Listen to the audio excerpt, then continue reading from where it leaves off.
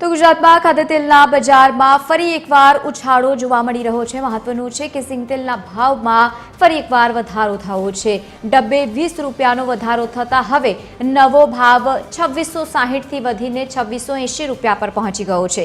આ ભાવ વધારા પાછળ મુખ્ય રૂપથી તાજેતરમાં જ થયેલો કમોસમી વરસાદ જવાબદાર માનવામાં આવી રહ્યું છે અને જેના કારણે મગફળીની આવક પર પણ માઠી અસર પડી છે। તો બીજી તરફ લગ્નસરાની સિઝન નજીક આવતાની સાથે સિંગતેલમાં નોંધપાત્ર વધારો નોંધાઈ રહ્યો છે। જો કે રાહતની વાત એ છે કે કપાસિયા અને સોયાબીન સહિત સનફ્લાવર જેવા અન્ય ખાદ્યતેલોના ભાવમાં કોઈપણ પ્રકારનો હજુ વધારો નોંધાયો નથી, એટલે કે ભાવ સ્થિર જોવા મળી રહ્યા છે।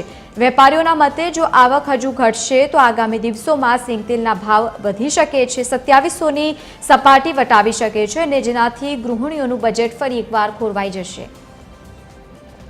વધુ માહિતી સાથે સંવાદદાતા રવિ મોટવાણી જોડાયા છે। રવિ, ખાદ્યતેલના ભાવમાં વધારો નોંધાયો છે, શું કહેવું છે વેપારીઓનું? આવનારા સમયમાં શું ભાવમાં વધઘટ થઈ શકે છે?